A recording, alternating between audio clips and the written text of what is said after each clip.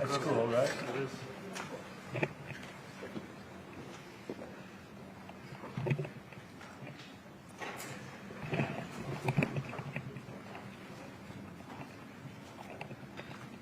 Well, thank you very much. We've just had a great meeting, a really good, very productive meeting. We have one thing in common. We want this city of ours that we love to do very well. And I wanted to congratulate the mayor. He really ran an incredible race against, a lot of smart people, starting with the early primaries against some very tough people, very smart people. And he beat them easily. And I congratulate common, like housing and getting housing built and food and prices, and the price of oil is coming way down. Anything I do is going to be good for New York. If I can get prices down, it's good for New York. And we've got them down, way down from last year. We have, as you know, I've been saying to a lot of people, Walmart said that Thanksgiving this year is exactly 25% less than last year. So that's good for New York, good for everybody. But I just want to congratulate. I think you're going to have, hopefully, a really great mayor. The better he does, the happier I am, I will say. There's no difference in party. There's no difference in anything. And we're going to be helping him to make everybody's dream come true, having a strong and very safe New York. And congratulations, Mr. Mayor. Thank you, Mr. President. Thank you. I appreciate it. Please. I appreciated the meeting with the president, and as he said, it was a productive meeting focused on a place of shared admiration and love, which is New York City, and the need to deliver affordability to New Yorkers, the 8.5 million people who call our city their home, who are struggling to afford life in the most expensive city in the United States of America. We spoke about rent, we spoke about groceries, we spoke about utilities, we spoke about the different ways in which people are being pushed out, and I appreciated the time with the president. I appreciated the conversation. I look forward to working together to deliver that affordability for New Yorkers. Thank you very much. Any questions, please? President Trump, Stephen Nelson from the New York Post. I've got a question for you and then also one for the Mayor-elect. Sure. For you, you referred to Mr. Mamdani as a communist. Can you describe why you feel that way? And also, will you do anything to stop him from arresting Prime Minister Netanyahu if he visits New York? Well, we didn't discuss your second part of the question. And on your first part, I mean, he's got views that are a little out there, but who knows? I mean, we're going to see what works, or he's going to change also. We all change. I changed a lot. From when I first came to office. It's now quite a while ago. It's quite a while. My first term was great. We had the greatest economy in the history of our country. We're doing even better now. We're doing much better now than we did even the first term. And I can tell you some of my views have changed. And we had discussions on some things. I'm not going to discuss what they were, but that I feel very confident that he can do a very good job. I think he's going to be. I think he is going to surprise some conservative people, actually, and some very liberal people. He won't surprise them because they already like him. And Mr. Mamdani, it sounds like you had a productive discussion, but just days ago you referred to President Trump as a despot who betrayed the country. You said you'd be his worst nightmare and accused him of having a fascist agenda. Are you planning to retract any of these remarks in order to improve your relationship? I think both President Trump and I, we are very clear about our positions and our views, and what I really appreciate about the president is that the meeting that we had focused not on places of disagreement, which there are many, and also focused on the shared purpose that we have in serving New Yorkers. And frankly, that is something that could transform the lives of the 8.5 million people who are currently struggling under a cost of living crisis, with 1 in 4 living in poverty. And the meeting came back again and again to what it could look like to lift those New Yorkers out of struggle and start to deliver them a city that they could do more than just struggle to afford it, but actually start to live in it. And I've been called much worse than a despot, so it's not that insulting. Maybe I think he'll change his mind after we get to working together. Yes, please. Mr. President, from MTV Lebanon. Good. I would like to ask you a question about the Middle East regarding Sure. you said that Hezbollah in Lebanon is not in a good position. And Lebanon now is the final unresolved after Gaza and Syria.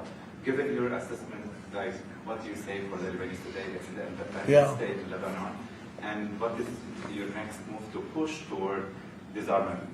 Sure. Well, we are pushing for total disarmament of Hamas and, frankly, everybody else. And we actually have peace in the Middle East. As you know, the King of Saudi Arabia just left yesterday. We had some great meetings, and he's made a contribution toward the United States of more than $1 trillion. We have now over $20 trillion coming in. No country has ever had anything like that, not even close.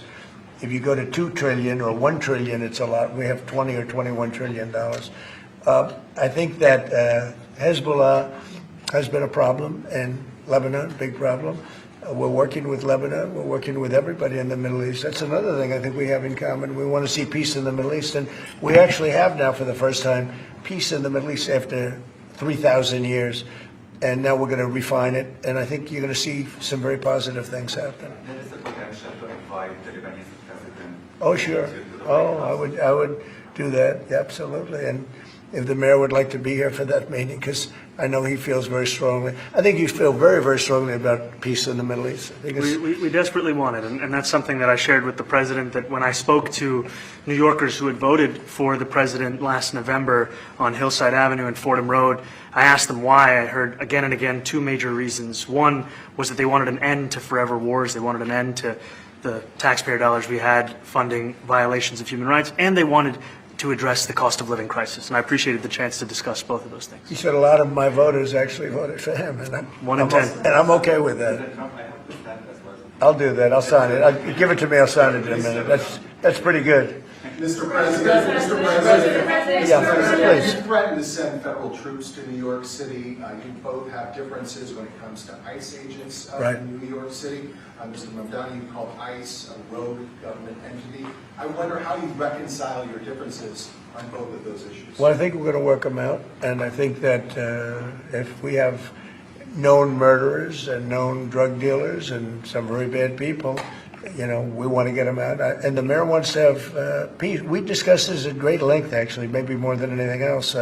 He wants to have a safe New York. Ultimately, a safe New York is going to be a great New York. If it's not safe, no matter how well we do with pricing and with anything else, we can talk about anything you want. If you don't have safe streets, it's not going to be a success. So we're going to work together. We're going to make sure that if there are horrible people there, we want to get them out. I think he wants to get them out, maybe more than I do. So we'll work together. We discussed it at great length. Yes, please. Yeah, two questions, if I may. One for you, Mr. President, from BBC in a second. But first of all, for the mayor-elect, you're both from different parts of the political spectrum. You're both populists, though. And I just wondered to what extent the president's campaign style, his techniques, his social media use inspired any part of your campaign. Well, I actually told the president that, so much of the focus of our campaign has been on the cost of living crisis. And when we asked those New Yorkers who had voted for the president, when we saw an increase in his numbers in New York City, that came back to the same issue: cost of living, cost of living, cost of living. And they spoke about the cost of groceries, the cost of rent, the cost of Con Ed, the cost of childcare. And too often, politicians are looking to lecture to New Yorkers what they should care about, as opposed to listen. And when we spoke to those voters who voted for President Trump, we heard them speak about cost of living. We focused on that same cost of living, and that's where I am really looking forward to delivering for New Yorkers in partnership with the president on the affordability agenda. And I think we have to work a little bit. We talked about Con Edison. We have to work a little bit on getting the prices, because, we've gotten fuel prices way down, but it hasn't shown up in Con Edison. And we're going to have to talk to them. If we're sending them fuel at a much lower price than it was a year ago, which is true, we have to get Con Edison to start lowering their rates. Absolutely. And if I may, last week you told me you were pushing ahead with your plans to sue BBC for up to $5 billion. You're going to speak to Prime Minister Starmer as well. Is there any progress or any updates on those issues? Well, we get along very well with the Prime Minister. We made a deal with UK.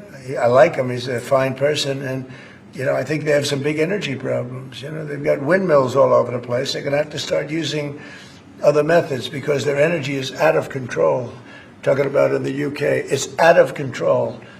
And he's got that problem. He's got a big immigration problem, as you know, and he's got a big energy problem. And we talk about it. He's a good man. Prime Minister's a good man. You had a chance to speak this week. I haven't spoken this week. Mr. President, have you spoken to President Zelensky, or do you intend to Who? speak to President Zelensky about your plan? Have you meet with them? I've spoken with their people. We have a plan. It's horrible what's happening. It's a war that should have never happened. It would have never happened if I was president, and it's a shame. And I thought they should have acted quicker. But it's a cold winter, and a lot of the you talk about utilities, but a lot of the big energy-producing plants have been under attack, to put it mildly, to put it nicely. Yeah, we have a way of getting peace, or we think we have a way of getting peace. He's going to have to approve it. Just so sad, so many people. You know, last month they lost 25,000 soldiers. This is something, we haven't seen anything like this since the Second World War. And they're averaging 6,000 or 7,000 a week between the two of them, dead soldiers. And it goes on, and I think they're getting reasonably close. But I don't want to predict. I would have said that would have been one of my early ones. I did 8 peace deals of countries, including in India, Pakistan. You could even go, in fact, they're coming here in a week or two, go to the Congo and Rwanda. That was 10 million people dead, and we worked something out on that. But so many, and the one I thought would have been, for me, because I have a very good relationship with President Putin, I thought that would have been maybe quicker. But it does take 2 to tango. And now you just see all the death. And, you know, it doesn't affect us other than the fact that we don't want to see all those people that really, it's on the other side of the ocean. It's a war that should have never happened. It did happen. I blame the person also sitting right behind this desk. This is a war that should have never happened, and it wouldn't have happened if I were president. But we're trying to save a lot of lives. They're losing 25, think of that, 25,000 lives over the last short period of time. That's Ukrainian and Russian, and it's a shame. What happens to President? I want to ask the mayor-elect about a House resolution that just passed overwhelmingly to condemn socialism, including with 86 Democrats, all of House Dem leadership, and the minority leader, Hakeem Jeffries, despite his endorsement of you. What's your reaction to that? I have to be honest with you, I focused very little on resolutions. Frankly, I've been focusing... Condemn socialism. I understand. I think the focus is on the work at hand. I can tell you I am someone who is a democratic socialist. I've been very open about that.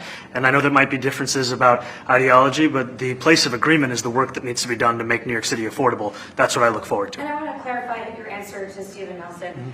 He asked about your comment calling the president a fascist. And your answer was, both President Trump and I have been clear about our positions and our views. Are you affirming that you think President Trump is a fascist? I've spoken about... That's okay. You can just say yes. Okay. All right. Okay. It's easier. It's easier than explaining it. I don't mind. And Mr. President, I wanted to ask you also about this Ukraine plan. Yeah. President Zelensky said today that his country would risk either giving up a partner or giving up its dignity. There's been criticism that this deal... You mean he doesn't like it? It's unclear. He was sort of Well, pretending... he'll have to like it, and if he doesn't like it, then, you know, they should just keep fighting, I guess, you The know. suggestion that you made, though, was that if he doesn't accept it, that the U.S. would pull back its support for Ukraine. Is that Well, at some accurate? point, he's going to have to accept something, you know. He hasn't accepted. You remember right in the Oval Office not so long ago, I said, you don't have the cards. Don't forget, I inherited this war. I would have never, this war never would have happened. I inherited this war. And I thought he should have made a deal a year ago, 2 years ago. The ultimate deal would have been if it never started. That would have been the good deal. That could have been done too if you had the right president, but you didn't have the right president. Mr. President, cost of living is something that you and Mr. Mamdani seem to agree on. Right. Democrats have run New York City for a long time, Mr. Mamdani. Do you see Democrat policy specifically as being a problem? And I'd like that to be a question that both of you could answer in New York City. Look, I think that there are many things in our city where we have to own the responsibility of it, things that existed long before the president was the president. And those are also part of the message of our campaign, was to take on a broken politics of the past. And I ran against a number of candidates who represented different versions of that past. And what we found time and again is that working people were left behind in the politics of our city. And what we're looking to do is put those people right back at the heart of our politics so that we don't have a situation where we're in the wealthiest city in the history of the world, and yet 1 in 5 can't even afford $2.90 for a Metro card. Mr. Mamdani. You know, we had some interesting conversation, and some of his ideas really are the same ideas that I have. But a big thing on cost, you know, the new word is affordability. Another word is just groceries. You know, it's sort of an old-fashioned word, but it's very accurate. And they're coming down high. They were, you know, we had, both of us, we had the highest inflation in the history of our country the last 4 years. under the Biden administration, and we've got inflation down now to a normal number. It's going to go even a little bit lower than that. Katie, do you have something in a bit? Mr. President, thank you so much. Mr. Mamdani often talks about New York City being covered by international law, that they will follow international law. He doesn't often talk about the U.S. Constitution. What is your response to that? Well, I don't know what you're referring to in terms of it could be covered by international law, local law. It's covered by a lot of laws, but it's covered by U.S. law. Are you referring to anything in particular? He just says that they're a city that endorses and enforces international law. Is that at odds with? No, I don't know. Would you want to? Do you want to respond to Yeah, I think what I've shared with the president is our desire to not only follow the laws of our own city, laws that protect New Yorkers, but also a desire for consistency in our politics across the board. And that's something that we've talked about and something that I know many New Yorkers want. So you were with ICE? We were with ICE then? We discussed ICE and New York City, and I spoke about how the laws that we have in New York City allow for New York City government to speak to the federal administration for about 170 serious crimes. The concerns that many New Yorkers have are around the enforcement of immigration laws on New Yorkers across the 5 boroughs, and most recently we're talking about a mother and her 2 children, how this has very little to do with what that is. Mr. Mamdani, What we did is we discussed crime, more than ICE per se. We discussed crime, and he doesn't want to see crime, and I don't want to see crime, and I have very little doubt that we're not going to get along on that issue. He wants to, and he said some things that were very interesting as to housing construction, and he wants to see houses go up. He wants to see a lot of houses created, a lot of apartments built, etc. And you know, we actually people would be shocked, but I want to see the same thing. Mr. Mamdani, anti-Israel protesters. Jack? Mr. President, I want to know one of the policies as well that Mayor-elect Mamdani talked a number of times about on the campaign was shifting the tax burden for property taxes from what he called minority communities to white-based communities and putting more taxes on white people. I also noticed that in your acceptance speech you didn't mention anything about America or Christians or white people in general, and so I didn't know if that was one of the policies that you guys had spoken about. We focused on affordability. We focused on the cost of living crisis. What I will say is that I am very much interested in property tax reform because what we see right now in New York City is a system that is so inequitable that it can't even stand up in court. And the president and I spoke about the importance of not only building more housing, but also making sure that regulation of housing is something that is manageable to actually get through and not the cause of yet another weight that we see in But our to be city. clear, you're continuing this idea of race-based property taxes. No, to be very clear, That's what you said. no, the use of the term was a description of neighborhoods, not a description of intent. So you intend to tax the whiter neighborhoods more? No, we intend to create a fair property tax system because we want a New York City that is not only fair and equitable, but also one that every New Yorker can afford. Mr. Mamdani, anti-Israel protesters Please, God. Mr. Mamdani, anti-Israel protesters just targeted a synagogue in New York. Are you concerned about Jewish New Yorkers feeling welcome and safe in the city? And President Trump, you threatened to cut off federal funding to New York City. What policies would prompt you to do that? Would that be city-run grocery stores? Would it be something else? Well, I think if we didn't get along, whether it's cut off or just make it a little bit difficult or not give as much, we want to see, I use the term, we don't want good money going after bad. And we don't want that to happen. I don't think that's going to happen. I did say that, you know, subject to what policies are being set. We had a meeting today that actually surprised me. He wants to see no crime. He wants to see housing being built. He wants to see rents coming down, all things that I agree with. Now, we may disagree how we get there. The rent coming down, I think one of the things I really gleaned very much today, he'd like to see him come down, ideally, by building a lot of additional housing. Yeah. That's the ultimate way. He agrees with that, and so do I. But if I read the newspapers and the stories, I don't hear that. But I heard him say it today, and I think that's a very positive step. No, I don't expect. I expect to be helping him, not hurting him. A big help, because I want New York City to be great. Look, I love New York City. It's where I come from. I spent a lot of years there. Now I'm right here. We took a big setback with the mayor that we had, named de Blasio.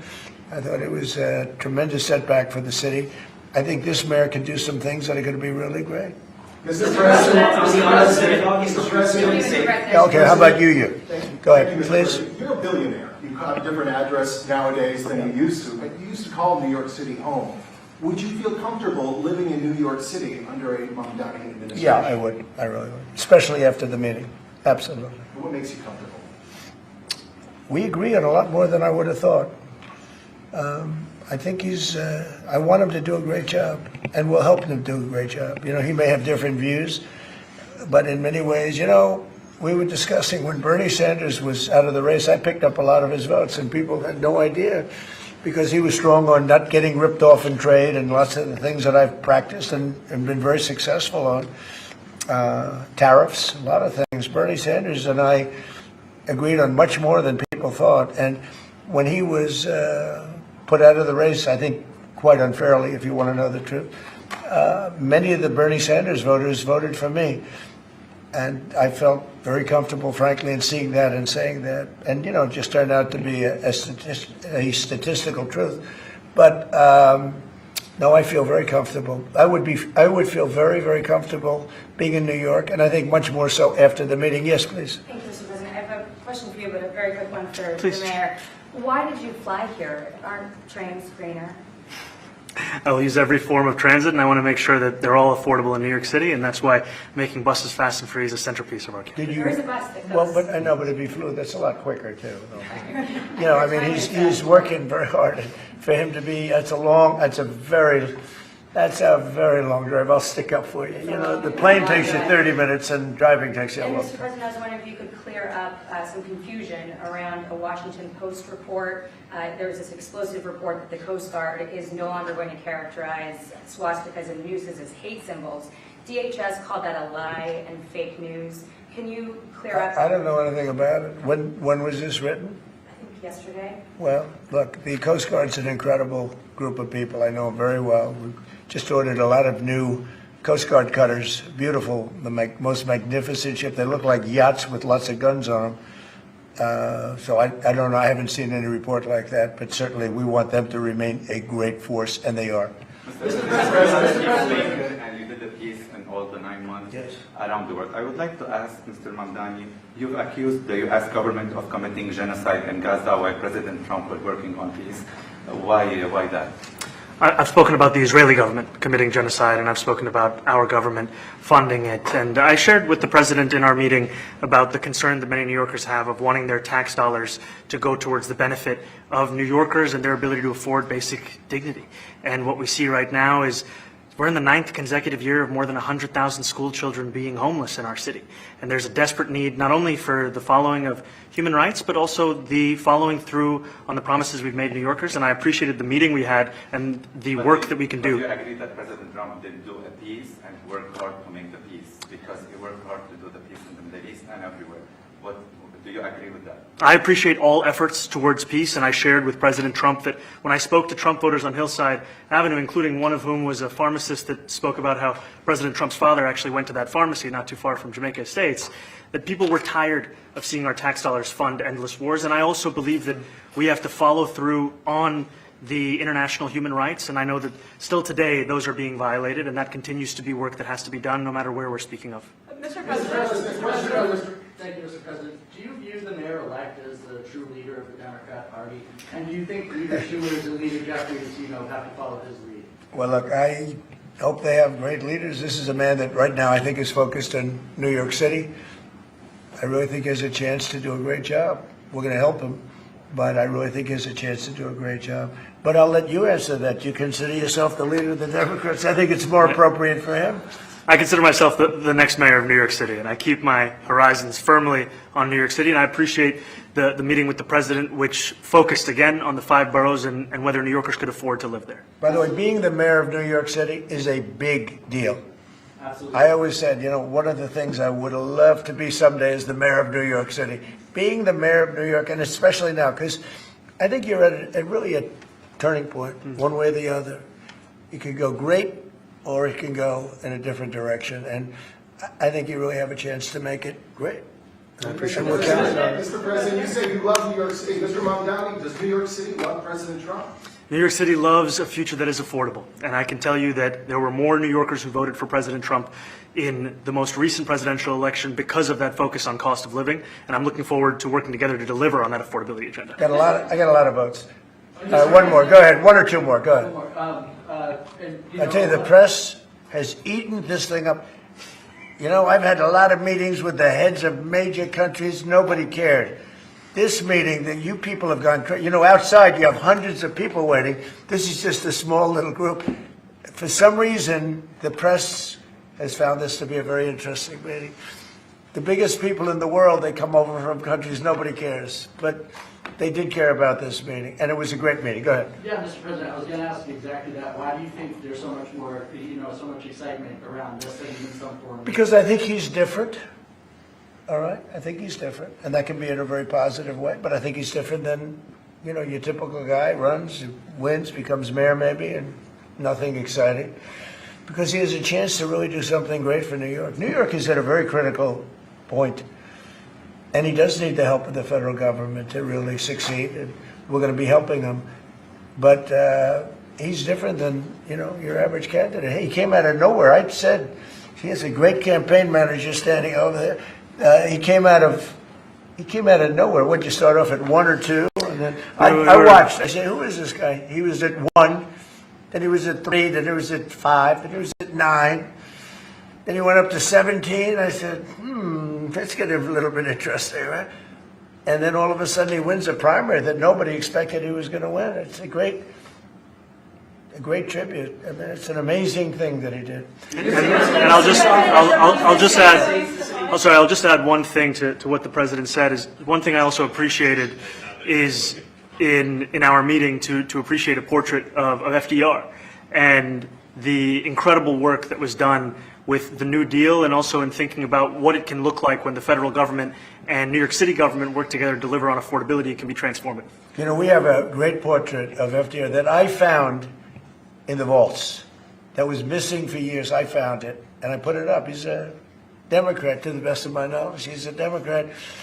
And when the mayor saw that portrait, he said, "Sir, do you mind if I have a picture taken by that portrait?" It's an amazing portrait. I hope the picture comes out good. But it's an amazing portrait in the cabinet room.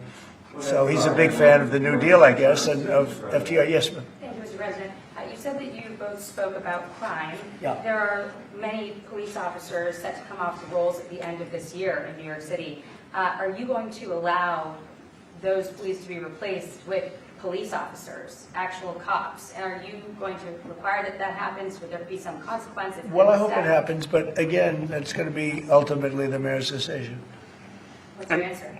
Is that I look forward to delivering public safety with the NYPD, and I've said over the course of our campaign that we have the number of police officers today. They are the ones that's budgeted about 35,000 headcount. And I think the key thing is that we have to make it easier for police to focus on police work, not ask them to respond to 200,000 mental health calls a year. So is that a reduction from what you're at right now? Are you committing to maintaining the same level of cops? I've committed over the course of the campaign to maintain the 35,000. That's the headcount that we had through the campaign. And not replace them with caseworkers, social workers? No, I've said that's the headcount that we want. What we need to do is make sure they can focus on serious crime. And he just retained a great police commissioner, I believe, right? Yes, we did. Commissioner Fish. If the newspapers are correct. That one they're correct about. He retained, I think, somebody that is she's a good friend of some of the people in my family, of Ivanka, and they say she's really good, really competent, and he just retained her, so that's a good sign. Are there still topics that you see the two disagreeing on in the future, and do you think you'll have more meetings like this? There will be topics that we disagree on. I think we'll probably come to a conclusion, and ultimately, he'll convince me, or I'll convince him. It's for the good of New York. Ultimately, it's for the good of New York. I don't care about affiliations or parties or anything else. I want to see if this city could be unbelievable. If he could be a spectacular success, I'd be very happy. Do you think you guys will meet more in the future, too? Excuse me? Do you think you'll meet again in the future, throughout the administration? I think we will. Yeah. I think we will. I hope we do. I enjoyed the meeting. We had a great meeting. Please. Mr. President, Republican Elise Stefanik has campaigned multiple times by calling Zohran Mamdani a jihadist. Do you think you're standing next to a jihadist right now in the Oval Office? No, I don't. But she's out there campaigning, and you say things sometimes in a campaign. Isn't that sort of She's a very capable person. but you really have to ask her about that. But I don't particularly. I think I met with a man who's a very rational person. I met with a man who really wants to see New York be great again, and I can say again, because New York was great. You know, when I came down to Washington initially, the city was so hot; it was doing great.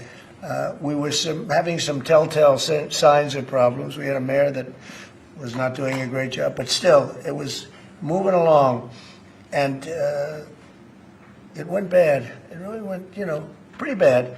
And he can, I think it's been at lower points, but it went pretty bad. I think he can bring it back. Now, the question is, will he bring it back all the way? Will he bring it back greater than ever before, which is, I guarantee, that's his wish. I think he wants to make it greater than ever before. And if he can, we'll be out there cheering. I'll be cheering for him. Okay? Thank you very much, everybody. Is there a reason you chose not to answer the question about the City Hall protest? Thank you very much. Oh, no, I care very deeply about Jewish safety, and I look forward to rooting out anti-Semitism across the 5 boroughs and protecting Jewish New Yorkers and every New Yorker who calls the City Hall. Very well.